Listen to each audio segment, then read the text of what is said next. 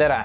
Täna räägiks siis drooniga lendamisest T1 kaubanduskeskuse läheduses. Ilmselt osad on juba vaaterattapilte näinud ja sellega siis kaasnes kutse Lennuametisse seoses minu suhtes algatatud väärteomenetlusega lennureeglite rikkumise osas.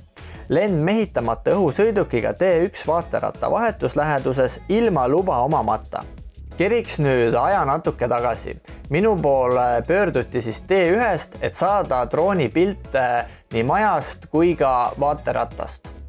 Võtsin ühendust siis Lennuametiga, et taotleda lennuluba, kuna T1 asub Tallinna lennuvälja vahetusläheduses ja selles alas on mehitamata õhusõiduki käitlemine võimalik, kui ollakse maa raadiosides lennujaama üksusega. Siis nemad palusid pöörduda AS Tallinna lennujaama poole.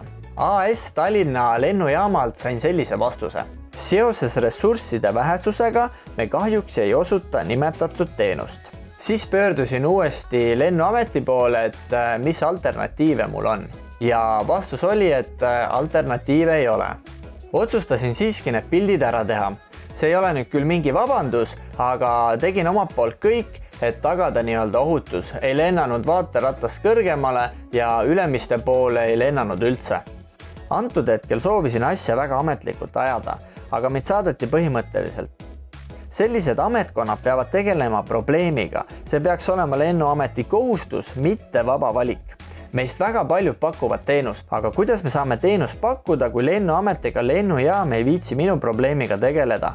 Tundub, et Lennuametis või lennujaamas ei huvita ühe inimese või ettevõtte mured. Väga lihtne on öelda, et ressursid puuduvad. Lennuamet ja lennujaam võiksid omavahel kokku leppida, kelle pädevusse antud olukord kuulub. Hetkel veeretati kuuma kartulist ühest käest teise ja keegi ei viitsinud probleemiga tegeleda.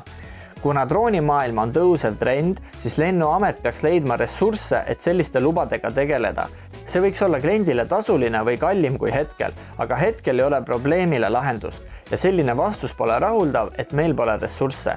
Minu jaoks on siis üks suur küsimus, et minu suhtes on algatatud siis väärteomenetlus, kuna mul ei ole seal luba, aga kuidas ma siis üldse saan luba taodelda, kui ametkondadel ei ole selle jaoks ressursse.